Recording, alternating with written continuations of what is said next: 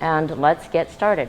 So the primary goal of our talk today is going to be really specific to the relationship between homeowners, board members, and property managers. As Mark had said, there's a lot of misconceptions about property managers, property management companies, and what we do, and hopefully we'll be able to dispel some of that today in our discussion. So, roles and responsibilities. We'll start with homeowner roles. First and foremost, their role is to be informed and to have access to board meetings. We hear a lot of complaints about theories that board members are all meeting for coffee on a Tuesday, making all of the decisions behind the homeowner's back. Then they get to the actual board meeting and they call something to vote, and it's yes, yes, no, no, and then it's predetermined. We really encourage board members to make sure that all homeowners have access to those meetings. Homeowners have a right to be at meetings of board members when there is a quorum. So if there's a majority of members that are meeting for topics outside of collections or staff, there's a couple areas where you can meet independently of homeowners, but please make sure that you are posting your agendas, letting homeowners know exactly when those meetings are. They should have access to all of your governing docs. People oftentimes ask me kind of what's the secret to a successful HOA, and it's partnership, it's transparency, and I forgot the third one already, education. So those three items are kind of the keys to success for a good HOA and happy homeowners, which is what everybody wants. Next, they need to elect board members, and they need to participate as board members once elected, amend and approve the governing documents. Some governing documents don't require homeowner approval at certain levels, but in most cases, your declaration and your what's the other word, Laura? Declaration and bylaws. Yes, thank you so much. Require homeowner approval to be able to make any changes. They should be able to use and enjoy the common areas.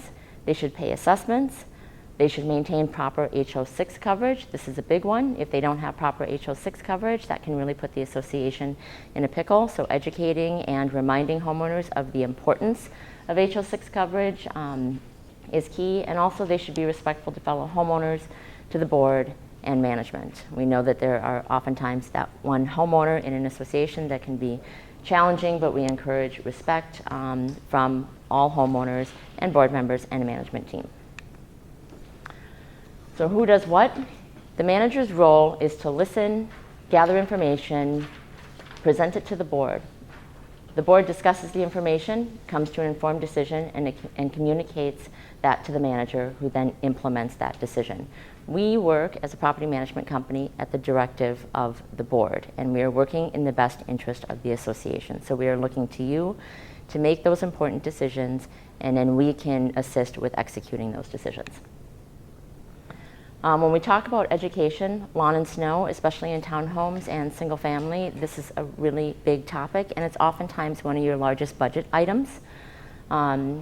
Educating homeowners on what is required when it comes to lawn and snow is also very, very important. Letting them know that this is not necessarily, in a townhome, it's not necessarily the same as a single family home. Educating homeowners about the type of snow removal. So oftentimes snow removal companies will back drag, and so they're not going to get all the way down to the concrete or to the blacktop. And there might be an expectation from your homeowners that that is what is going to happen, but letting them know exactly what that looks like. Trigger depths are also a very big component of education. Oftentimes snow contracts have maybe a 1 or 2 inch trigger depth, which means if you get a snow event, the contractor is not going to come out if you only get an inch of snow. So homeowners are going to have to break out their shovels. A lot of times homeowners think that townhomes especially are maintenance-free living, meaning they don't have to do anything. But we all know that in townhomes you do have some obligation to be able to care for the exterior of your home, and again, it goes back to that education piece. And last but not least, salt buckets. Oftentimes your vendors will allow for salt buckets throughout the community so that homeowners have access to be able to salt and maintain some of their independent areas on their own without having to rely and pay additional money to a vendor. So really depending on the setup of your association, if you have a newsletter, that's a great way to be able to educate. A lot of associations have newsletters. Some of the larger condos have them on a weekly basis because there's a lot going on. A lot of the single-family home and townhomes will have them seasonal.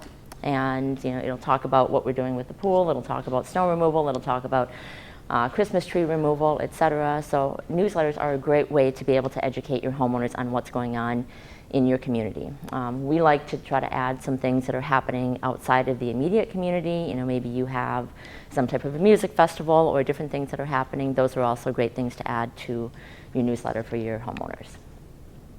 Violations. I know that Lynn talked about this a little bit. There are a lot of changes around violations that have come down through the legislature. Using violations as a corrective action and not a punishment is very important. The goal is that people don't break the rules. My counterpart Sean had an experience where he had an association that we actually no longer manage that actually put fines into their budget for tens of thousands of dollars. So the association actually went into that fiscal year with the intention to fine their homeowners at least $30,000 and use it as a revenue source. It was very, very problematic, and so you can understand why homeowners thought that that was punitive, and you can understand why there was an uprising with homeowners, because they were trying to hit a budget number on their income by punishing homeowners for violations. The homeowners are responsible for understanding those governing docs. Back to that education component, making sure that you have forums, newsletters, ways that people can educate themselves and self-serve. If you have a website, adding those documents, minutes, etc., to the website is also really key, so that homeowners always have access, and when they ask you, you can direct them to that self-serve component. So contracts are considered the actual documents of the association, so homeowners actually do have a right to those documents. Now, I think maybe, I'm not totally sure where you're going with the question, but what I have found is that oftentimes homeowners will go in, see the contracts, and try to weaponize them a little bit and say that, well, they didn't do this, they didn't do that, and maybe micromanage. We have a lot of associations where they don't actually post those contracts to the website, but they will make them available to the homeowners in hard copy format by appointment through the management company or to go over and review. So it really depends, but homeowners do have a right to review those contracts. Oftentimes you will get what you pay for, and so that's what we usually try to relay to residents. And when we talk about snow removal, and back to the education piece, is that oftentimes the contract will say that they'll come through and do a clearing, and then they'll come back and do the driveways at a later time, or sometimes they're not required to be out until a certain number of hours after the snow event takes place. So a lot of homeowners don't necessarily know that. They have to get to work in the morning. They assume that things are going to be plowed by the time they get to work. And one piece of education that I provide to homeowners and boards is that there's kind of a hierarchy in who gets plowed first, where hospitals and clinics, education, et cetera, those areas oftentimes get plowed before single-family homes or townhome communities. So just kind of keep that in mind as you operate. Back to violations, there are a lot of requirements in violations notices now, especially if you fall under MCIOA, where you have to let them know that this is a lien, you have to let them know that they have a right to a hearing, you have to let them know that you're collecting a debt. So there's a lot of things that need to go in that letter that weren't required in years past, so making sure that when you are issuing violations that you have all that critical information when you are notifying that homeowner. And management does rely on owners and the board of directors. Most of our contracts require us to be on site at least once a month, and then to do a very intense, detailed walkthrough in the spring to understand where we need to do repairs and what needs to happen. But we are not there every day, so we do rely on boards and homeowners to report when there are things that we need to pay attention to. And I think it's also important to note that our once a month, in the winter, for single family and townhomes, we're not going into people's backyards, we're not looking at some of those components. So if you see something, report it to your management company or your board. We recommend that anytime you change your governing documents or your rules and regulations, that you send out either a red line version to your homeowners so they can understand those changes, or you send just really highlights of exactly what you changed and what you voted on when you voted to change it. Some boards will go so far as to add kind of the rationale, why did we make this change, but making sure they have it clearly outlined exactly what was changed, what it looked like before, and what it looks like today. Architectural requests, this is a big component of single family homes. Architectural requests, usually there is a procedure that is outlined in your declaration. It's important that you have a good process in place when it comes to architectural requests. You want to have a wait and review time, and you want to be very transparent about what that looks like. If somebody wants to put on maintenance-free deck onto the back of their unit, we have a short summer, we have a short period of time that we can do that. Oftentimes it's a 30-day review, but making sure that you are fair within your process and following your plan, kind of what Lynn was stating, that you have a fair process for all homeowners when they apply. If homeowner A gets it approved in 5 days and homeowner B doesn't get an approval for 45 days, that's when we have problems. So clearly defining that it is a 15 or 30-day review process is important for your homeowners. And if it's not done correctly, the HOA may remove architectural changes and charge that back to the homeowner.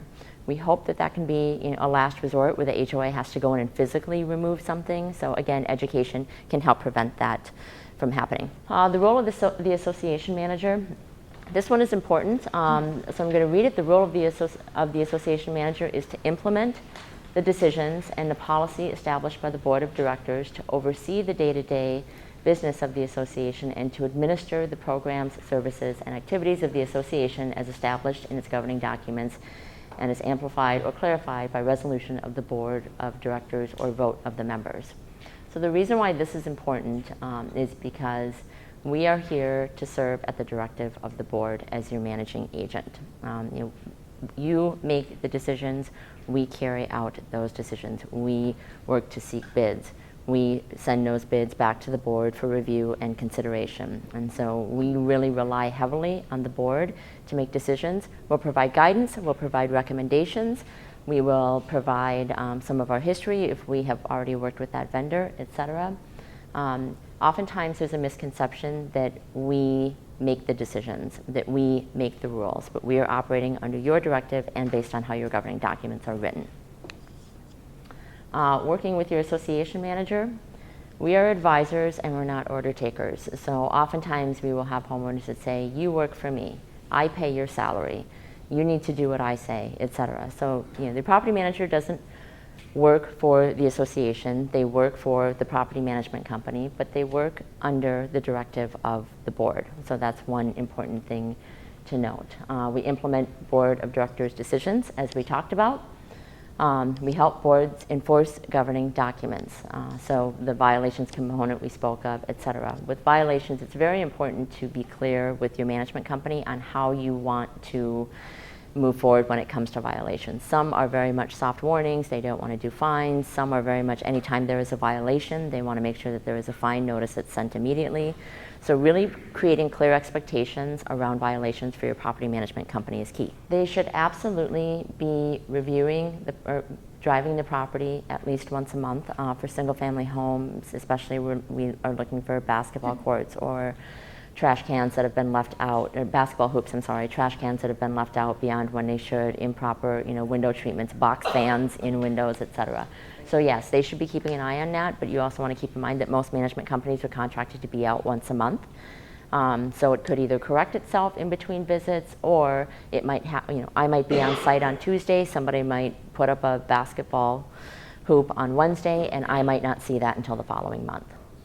Day-to-day operations, a lot of that is about disclosures, it's about paying your bills, it's about managing vendor relationships, it's about negotiating contracts. There's a lot that's done in the background that isn't necessarily done when you're standing on the property. Depending on what your management company has in their contract, usually it is once a month. There's opportunities to negotiate more site visits. There's usually a cost associated with that as well.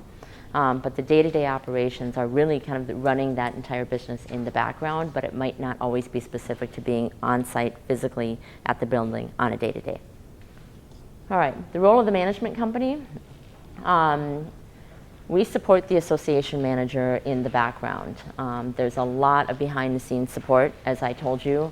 We provide advocacy, we provide mentors, we provide experts in different areas. So what a lot of homeowners don't recognize is that we have a lot of different departments. Our organization alone has 37 different departments to be able to support HOAs, and that is disclosures, that is collections, that is administrative, that is human resources, that is operations, that is property management, that is transitions. And so it really takes an army to support each and every association, and a lot of that falls on the management company in the background. There's a lot that isn't seen from the homeowners. We have a huge vendor pool. So First Service Residential Minnesota manages 550 associations in the state, and so we utilize a lot of vendors, and we have a vetting process, and all of those vendors are located in a central location, and so our managers can search by job, by vendor name, by type of work that they perform, and then they have a full pool of vendors that they can contact. Again, we go through the role of the management company. For First Service, we've been in business for 40 years, and we've got 100 years of combined leadership experience alone. We have a bulk contracting team. So what we found is that why have 85 property managers bid trash when we can have one team bid it on behalf of all of our clients? And so there's a lot of cost savings in that area. As I stated, we've got accounting, collections, insurance, and most property management companies will have some similar departments within their own organization. And to be able to keep us all on task, we've got 8 HR professionals and recruiters to be able to hire, train, and retain good talent. We have a team approach. We have a team approach that helps us with our staffing challenges, our accounting challenges. I will say that 2024 presented some challenges within our accounting team, as it was harder and harder to recruit for that role, but we've really been able to turn that around, get a lot of good resources from different partners, and so we're on a good track for that component. I'm going to move through these slides. I know that Lynn had touched on what our requirements are in regard to manager qualifications. We require all of our managers to obtain the designation of CMCA, and that is required very shortly from when they are hired. There are a number of designations above and beyond the CMCA that various people within our organization hold. And so management companies do need to hold a broker's license, but individual associates do not have to carry a real estate license. So my last slide before I turn it back over to our hosts is soliciting bids for management companies. I won't go through all of these, but these are some key questions to ask if you are interested. We also have a draft RFP that we are happy to share that has really all the questions that we think that you should be asking if you're considering hiring professional management, or if you're considering looking at alternatives from what you have. Yes, there are a lot of different add-ons, and some of those are specific to the legislature, filing for FHA approval, Fannie, Freddie requirements, and adhering to those. We have a whole list of a la carte services that we can provide, that we are offering to provide above and beyond your base management agreement, and we list those out in all of the pricing within our contract. And I think that that's probably pretty typical for many management companies.